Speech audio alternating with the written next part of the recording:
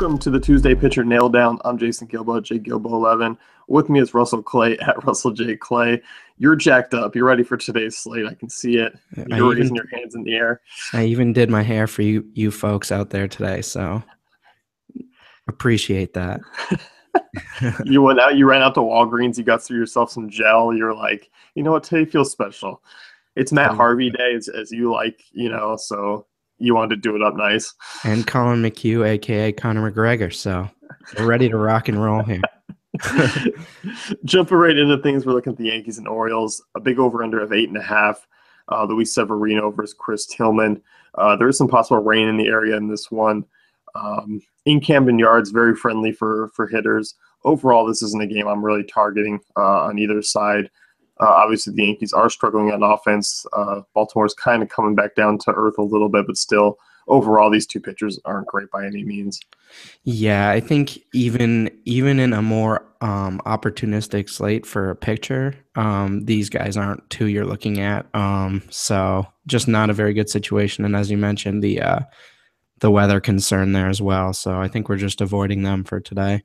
Yeah, definitely. But this next one, Cubs Pirates, Jake Arrieta versus John Neese, over under a 7. Cubs monster favorites here, minus 184. It's really hard to get away from Arrieta in this matchup. I know he's expensive, over 12K. Obviously, you do have Matt Harvey, 2,000 less, so that kind of makes things a little bit interesting when building lineups. But I still think Arrieta's been the safer option. Obviously, he's on the road in PNC, great park to pitch in, big favorite. I still think he comes in as the clear-cut number one just because Harvey's been a little bit inconsistent this season. Yeah, and again, it's kind of like when Russell Westbrook was or Durant was out, when Russell Westbrook was running through. It's like, do you actually fade him? Does the money add up? And I think as of now, he's not expensive enough to fade. So I think you just roll them for now, especially in cash. Yeah, definitely. I mean, he gets this Pirates team. Yes, they are a good offense. He absolutely shut them down last season. I expect him to do the same tonight. I mean, you go back to last year, 1.66 ERA is just insane. Arguably, he might be the top DFS cash game option, even over Kershaw. I know Kershaw's obviously coming off a big game, but Arrieta's just been so consistent. And the lines in these games that he starts are hilarious. I mean, this one's relatively tame compared to some of the other ones, but I mean, minus 184 for the Cubs. That's relatively strong. So 5-0 with a 1 ERA. I think it's pretty safe. Yeah. Yeah. And as you mentioned, this is tame. This is like nothing compared to what he's been in the past. I mean, he gets in the 200s. He was at minus 300 the other day going up against the Brewers. So it's just insane. But he's by far your top option. But we can talk about Harvey a little bit later because it kind of does put a little wrench into your lineup building tonight. Yeah, and you mentioned with Neese, like the odds he gets a win tonight are so bad. You just probably, even at a relatively cheap price, probably fading him. Yeah, definitely. This Cubs offense is just it just doesn't strike out as a ton as it used to. And they're just cruising right now. So yeah, next game here we got Rangers and Blue Jays, another one that I'm staying away from. Over under 8 or over under 9, Martin Perez, Marco Estrada. You're expecting a lot of the runs to come from that Blue Jays side. Obviously, a lefty going up against him is not favorable. Estrada is a guy maybe in a different matchup I can get behind. I've gotten behind him before. I don't think tonight's the night, though. No, I don't either. And I mean, the Blue Jays have to turn this around at some point, right? So we're kind of not looking at Perez. I think that's an interesting guy to target tonight. But yeah, I mean, Estrada's all right. Maybe tournament, throw him in there, but not someone I'm looking at as a top option or anything. Yeah, definitely. I mean, his price tag is really cheap at $6,500 on DraftKings. I think that's the only thing that maybe why he popped up on my radar. Because this Texas offense is kind of middle of the road. So overall, I don't think they're too great. And Estrada, I mean, if you can keep the long ball down, he'll come away with a quality start, but I just question the upside. Right. So next one here, you got 7-10, Giants and Reds, Jeff Samardzija versus John Moscott. Over under of 8.5. The Giants are minus 154 favorites. You and I kind of differ a little bit on Samardzija. You were a little bit more optimistic about him coming into the show. I'm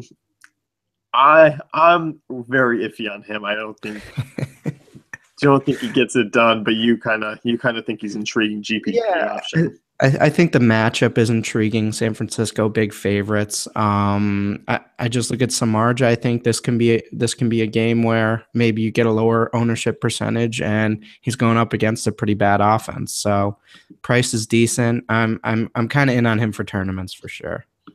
Yeah, I mean, I don't necessarily like I'm not writing him off 100%, but I do think there is a much higher risk than most pitchers go. But obviously, I mean that's what it can take some nights to take down a GPP.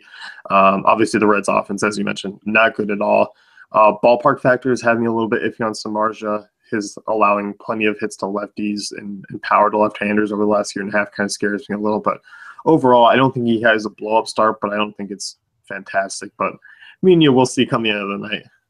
Might be a little like obviously on FanDuel, it'd be a little tougher to fit him in, but for DraftKings, I definitely think he's in play. Yeah, price considered there. Hmm. Um, on the other side, John Moscott not on my radar. I am looking to stack Giants tonight in that ballpark. So Yeah, no thanks. yeah, with you on that one. Next one here, we got Braves and Mets. Matt Whistler versus Matt Harvey. Over under a 7 here. Mets big favorites, even more so than Arrieta at minus 220. One, because you got Whistler, who struggles against left-handed bats. We've seen this Mets team kind of start cruising of late, showing off the power. Not a big fan of Whistler, but Harvey, the Dark Knight, you like him a lot tonight. Yeah, I mean, we saw him get some of that strikeout potential back that we were sort of missing early on in his first few starts. So nice to see that. I'm more optimistic about him going forward, and obviously, pretty much can't get a better matchup in terms of the Braves. So yeah, I like this. A lot of good things pointing his way. Yeah, no, I definitely agree with you. Obviously, as you mentioned, the Braves, it doesn't get much easier than that. But obviously, Yeah. I mean, his last two starts, his swinging strike rate was back up in the double digits. Cincinnati 12.8%, 10.9 against Atlanta before that. Because he was in the single digits, he was at 7, 8, and 9% in the first three starts, and that was where the concern was. So he could be trending back up in that direction as far as strikeouts go. When comparing to, I can't disagree with anyone who chooses Harvey over Arrieta tonight just solely based on price and getting another guy into the lineup. But also, I think it is noted that Arrieta has been the far more consistent arm. Oh yeah, no, I'm not debating that one with you. You're not gonna snake me into that No, I debate. know what you mean. But yeah, no, I do think he's an interesting option. And on DraftKings, he is what 2,000 less or something like that. So um I think you can play both of them if you want to sort of just punt positional players. But yeah, I don't know. I do like him quite a bit. Yeah, I mean, if you do plug in both, you've got 3,400 left over, and I mean, there's really not some bad options on tonight's slate. Hmm. I mean, because I couple guys that stand out to me is Encarnacion 3,800. Like you can get some quality bats in there. Yeah, and usually on slates like this, there's going to be a few guys in that 2K range that you can throw in there to get that average up for the rest of your lineup. So yeah, I'm not too worried about that on a big slate. Yeah, no, I definitely agree with you. That's a good call. So Harvey, I mean, he is the clear-cut number 2 option on tonight's slate. I think he's coming off a strong start facing the Braves at home. He should be in line for a win and another quality start. Definitely. You got Diamondbacks and Marlins here, over under of 8. Patrick Corbin versus Justin Nicolino. Two lefties on the hill against two teams that do have some strong right-handed bats. I'm a little bit leaning more towards the hitters in this game, so it makes me a little bit hesitant on Corbin and Nicolino. Yeah. But obviously, these are two teams that can struggle at times. I just don't see it happening tonight. I think I'm taking my shots with some value bets in this game. Yeah, I'm with you. I will say the Nicolino price and his start against the Dodgers is kind of intriguing to me, but then you kind of look at the rest and you probably aren't touching him tonight, but I am slightly intrigued. Yeah, no, I am too. I think, as you mentioned, the price is a little bit, it's very cheap. Obviously, Nicolino had some strong starts last year at times. I'm not quite sure the upside's there just because of the strikeouts, but obviously you don't have to have it be that way just because the price is so low. Right. But overall, I think you and I we like a guy later on in that same price tier who does Mhm. have more of an upside. Right. So next game here, you got Dodgers and Rays, Scott Kazmir and Matt Moore. Another two lefty game here. 7.5 over under. You have two guys in the Tropicana field there that is favorable for pitchers. Kazmir, though, he's a guy who has really struggled to start the year. Mhm. Not a guy I am touching in this game. Matt Moore intrigues me just because the Dodgers really middle of the road against left-handed pitching this season. I think because they are heavily left-handed, they throw some guys in there that are righties. And overall, I think Matt Moore could be actually in line for a decent start tonight. Yeah, this is yours. I'm probably gonna stay away from this one tonight, but hey, that's okay. We can differ. And I do understand the intrigue, so not a bad call. I kind of like it, but I can't do it. Yeah, I mean, understandable. I mean, I'm a big fan of Moore. Pitches well at Mhm. home. He's averaged 22 DK points this year in 4 starts there. So overall, I think there's big strikeout upside with him. I mean, really, he's been above 5Ks in each of his starts this season. Right. So, but on the other side, as we mentioned, Kazmir has yet to figure it out. I'm not Yeah. sure if he will. I think that train has actually sailed. Um, no way, no way for me. Yeah, no, it's too bad. I think he's a fade until further notice, until we see some really strong starts. Wait and see, and maybe miss out on one good game because that upside just doesn't appear to be there right now. Yeah, definitely. 8-10 games here. Red Sox and White Sox in U.S. Cellular. Stephen Wright versus Jose Quintana. 7.5 over under. A Chicago big, well, not big, -138 favorites. It's decent. Quintana's been absolutely stellar to start the season. And Yeah. you and I were kind of discussing him before the show. How do we expect his line to turn out tonight? We're a little bit hesitant on either way. We were kind of trying to figure out Mhm. where he's going to be.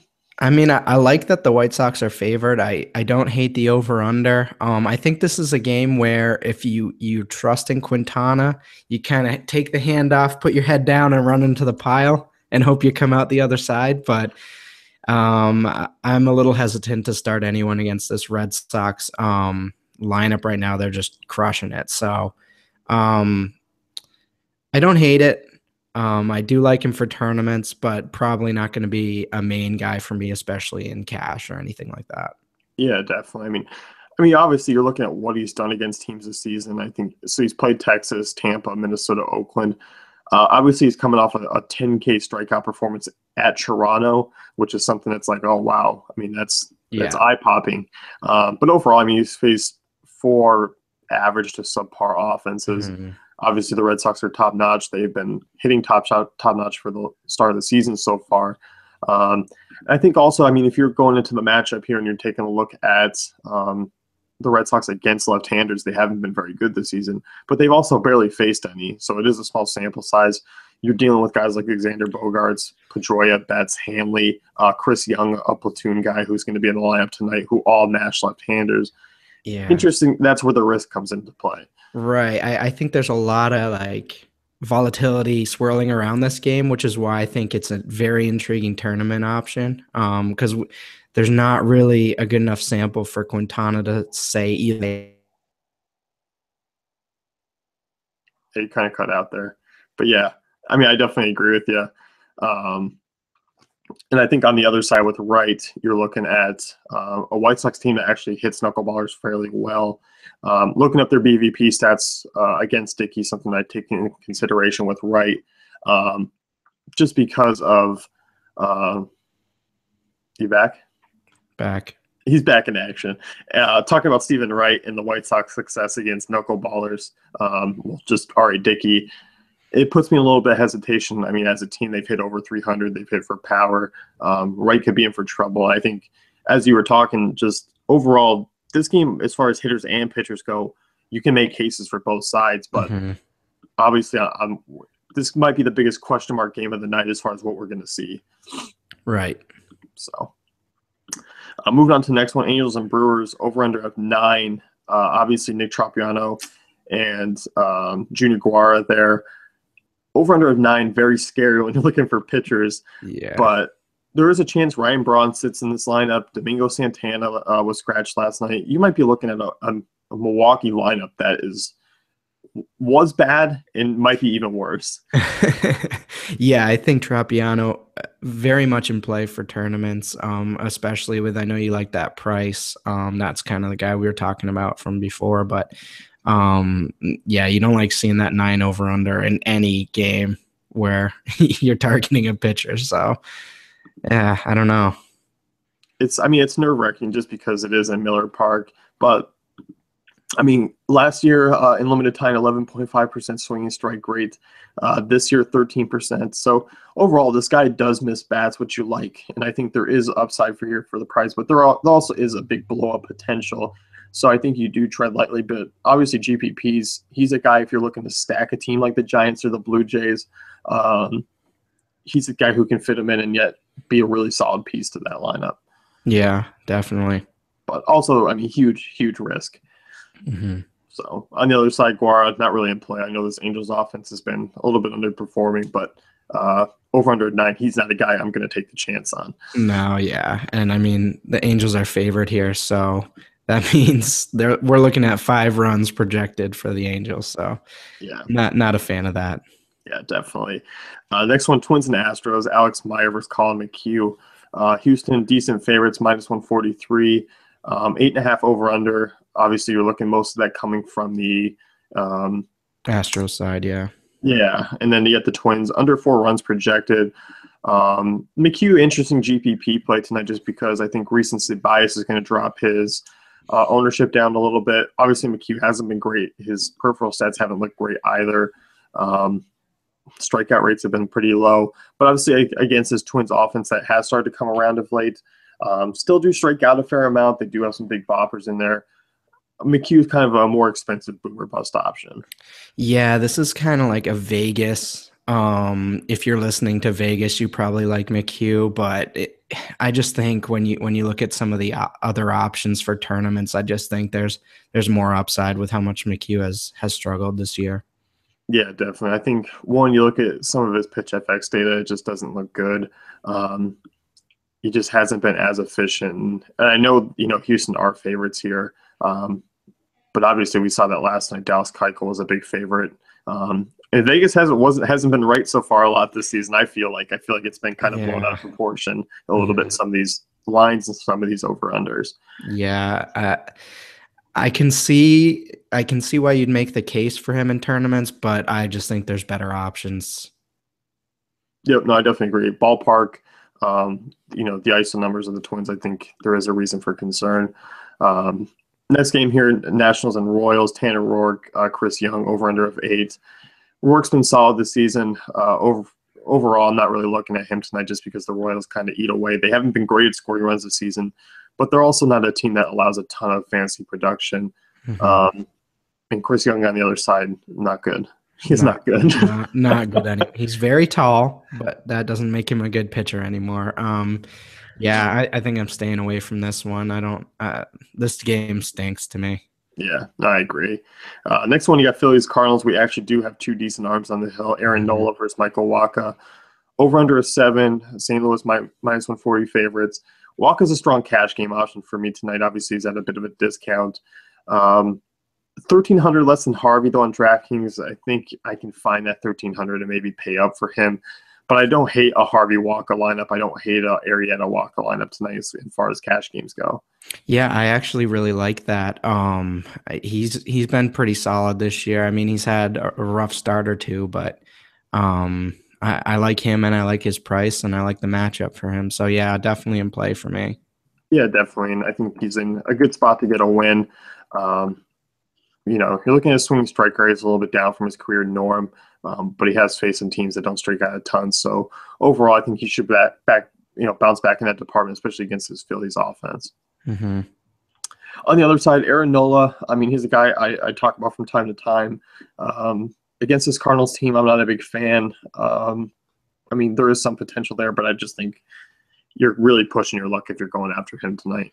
Yeah, non-high probability of getting a win, and I don't trust him against this Cardinals offense. So I think that's a fade for me tonight. Yeah, in that price tier, I mean, he's just around too many other options to worth looking at GPPs. Mm-hmm. So next one here, you got the A's and Mariners. Hisashi Iwakuma, Sonny Gray. Oakland -120 favorites, over under a 7. I don't think there's going to be a ton of offense in this game. Gray is an interesting GPP option. I know people are kind of always hesitant on him just because the upside kind of lacks at times. But overall, at home, I mean, this guy does have 20 plus DraftKings point upside. Strikeout rate is not sexy by any means, but overall, I think against the Seattle team that's middle of the road at home, Yeah. Gray's had really good success against Seattle in the past. I mean, going back to 2013, 9 starts, 2.14 ERA against them. So he kind of does have their number a little bit. Yeah, and I think when you start to look at Iwakuma, he's really struggled this year. I mean, he's given up 3+ earned runs in 3 of the last 4 starts. So I think there's a nice win upside for Sonny tonight, and I do like Oakland to win it outright. So I think this is intriguing for him for tournaments at least. You think cash game wise he might be okay? You kind of on the fence about him. I think I like other options better, but I mean I could understand that as well. Yeah, I mean on FanDuel it's a little bit different because Sonny Gray's your second most expensive pitcher, but obviously Harvey would take the damage there. I mean, I think upside wise Harvey's better, but overall Gray's actually scored better. But overall, I think in tonight's matchup, obviously you like Harvey against the Braves at home more than Gray against the Mariners. Yeah, but I mean he's obviously in play. Yeah, no, I agree. Rockies and Padres, 7.5 over under. We saw a really low scoring game last night. I think you will again. Eddie Butler is no John Gray, my friends. He's not going to strike out 11 guys. And Cashner, he's not good either. I don't expect. I think this game's kind of like one I just X off. I don't want a part of it on pitchers or hitters. Yeah, I could see like if you want to get weird with the salaries, but no, this one you kind of just cross off. I think from a pitcher standpoint. Yeah, it's just not in play. I mean, unless you're playing the late slate of 210 games, maybe you look at Cashner, or even Butler, whatever. But overall, I mean, you're just getting real weird. Yeah, You're trying a little too hard to make friends if you throw those guys in your lineups. I like that reference. That's going to wrap things up here with the pitcher nail down. Check out dailyfantasycafe.com for all our great tools and content.